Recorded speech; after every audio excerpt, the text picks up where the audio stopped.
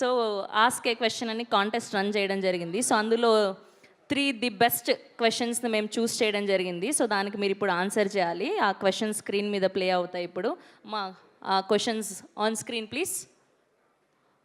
Why should we come to the theatre and spend 2.5 to 3 hours when we got disappointed multiple times by many pedda movies? పెద్ద movies No, not pedda, pedda. అంటే first of all నేను చెప్పేది ఏంటంటే ఈ cinema 2.5 to 3 hours కాదు. Okay, 2 hours 4 minutes. Okay, answer number 1. Number 2, ఎందుకు రావాలంటున్నాడా థియేటర్కి? ఇప్పుడు మనం చాలాసార్లు ప్రేమలో పడతాం, ఏమవుతుంది? పులిహోర అవుతుంది. అలానే ప్రేమలో పడ్డం మానేస్తామా? మళ్ళీ లేదు, అది ఇంకో కొత్త ఎక్స్పీరియన్స్ అవుతుంది. సో ప్రతి ప్రేమ కొత్తదే, ప్రతి సినిమా కొత్తదే.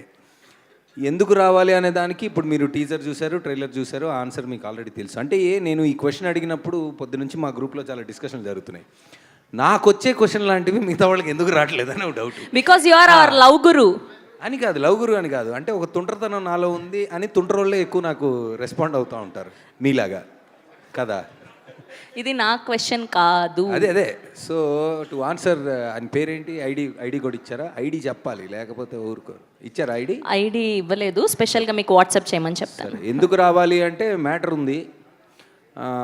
ఆ మ్యాటర్ ఉందనేది మనం ఎంత సినిమా రిలీజ్ ముందు వేసుకున్నా మన దండోరా మనం వేసుకున్నట్టే ఉంటుంది.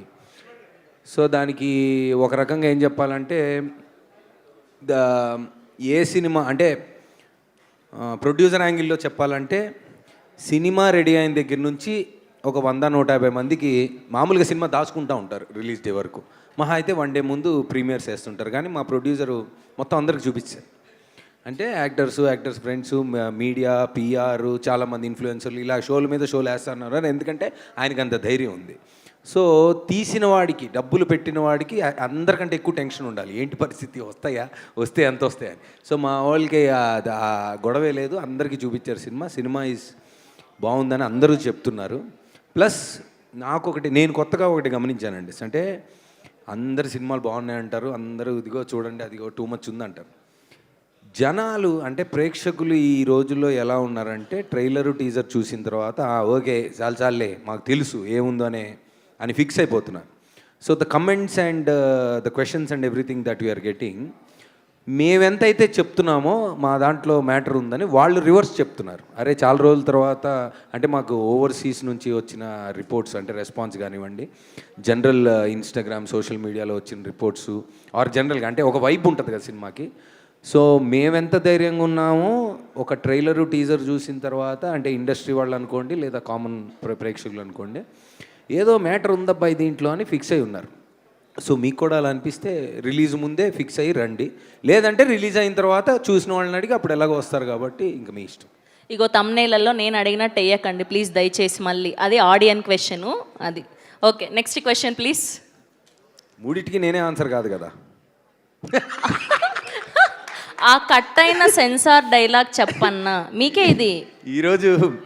ఈరోజు పొద్దున నేను రాత్రి I was not in the country, రాత్రి రాగానే నేను యాక్చువల్లీ జర్మనీలో ఎక్కడో ఏదో చేస్తూ ఉంటే మా డైరెక్టర్ చిన్న సెన్సార్ కట్ వచ్చింది నాకు, అది పంపివా కరెక్షన్ అని అడిగారు.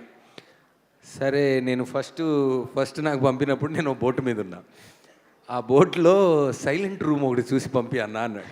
మొత్తం బోట్ అంతా ఎతికా, 100 రూములు ఉన్న బోట్లో ఇంజన్ రూమ్లో ఆబ్వియస్లీ సౌండ్ ఉంటుంది, అన్ని రూమ్లు వెళ్ళినా సౌండ్ వస్తుంది, అయినా పంపించా.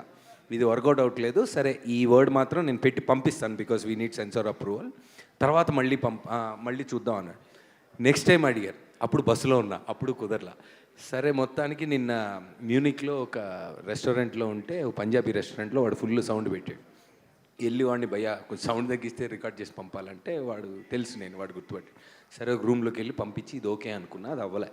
మళ్ళీ మీరు రాత్రి ఎప్పుడు వస్తున్నారు, రాగానే పొద్దున్న రండి అంటే సరే మార్నింగ్ వెళ్ళి పంపించా. అప్పుడు అతను అడిగిన దానికి ఆన్సర్ ఆ సెన్సార్ కట్ అయినా ఇదేంటి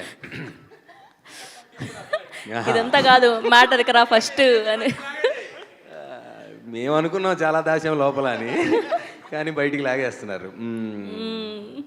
అది ఎట్లా మరి? మురళి గారి దగ్గరికి వెళ్దాం రండి. డైరెక్ట్గా డైరెక్టర్కి ఇచ్చేయండి మైక్, దీనికి ఆన్సర్ ఆయనే చేస్తారు. ఏదో డిస్ప్యూట్ ఉంది మరి తర్వాత చెప్పండి. ఇంకా సెన్సార్ అవ్వలేదు కదా. సెన్సర్ అవ్వలేదు కదా, సో సెన్సర్ కట్ ఏంటని మేము చెప్పలేం. అది answer. ఓకే, ఒక ఆడియన్ అడిగిన క్వశ్చన్కి ఆన్సర్ చేయలేకపోయిన దండోరా డైరెక్టర్ నవదీప్, అంతేనా? డైరెక్టరా? ఆయన director and Navdeep. Okay, yes. Okay తను పర్సనల్గా bro come to my room, నేను ఆన్సర్ ఇస్తాను. Okay, and third question please. మీ ఎక్స్ లవర్స్ మీ గురించి దండోరా వేయటం ఎప్పుడైనా తెలిసిందా ఆర్ విన్నారా?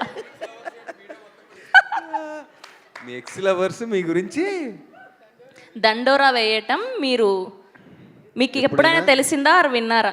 లేదు. నాలో ఉన్న ఒక కాదు నాలో కాదు, మరి అది ఎక్కడి నుంచి వచ్చిందో తెలియదు. అది కన్యారాశి ఫలాల నుంచి ఎక్కడొచ్చింది నాకు తెలియదు. కానీ నా ఎక్స్ గర్ల్ ఫ్రెండ్స్ అందరూ నా గుడ్ ఫ్రెండ్స్ ఇప్పుడు. సో నా గురించి దండోరా వేస్తే మంచిగా వేస్తారు తప్ప చెడ్డగా వేయరు. ఆహా, బా, ఇలాంటి అబ్బాయి అందరికీ దొరకాలని ఎక్స్గా కోరుకుంటున్నా. దొరికితే ఎక్స్లు అవ్వరండి, ఎక్స్లు అయ్యారంటే దొరకడం. అదే ఎక్స్గా ఉన్న వాళ్ళందరూ నవదీప్ లాంటి వాళ్ళు అయి ఉండాలి అని కోరుకుంటున్నా. నాకు అర్థమైందిలేండి. లేదు ఇదిగోండి. మీకు ఒక క్వశ్చన్ ఉంది. మీకు సైక్ సిద్ధార్థ ఇష్టమా, దండోరా ఇష్టమా? ఓడి అమ్మ బంటే రక్తపించరు రే, బొసగొడేస్తుంది రే. క్వశ్చన్, ఒక నటుడిగా ప్రతి పాత్రని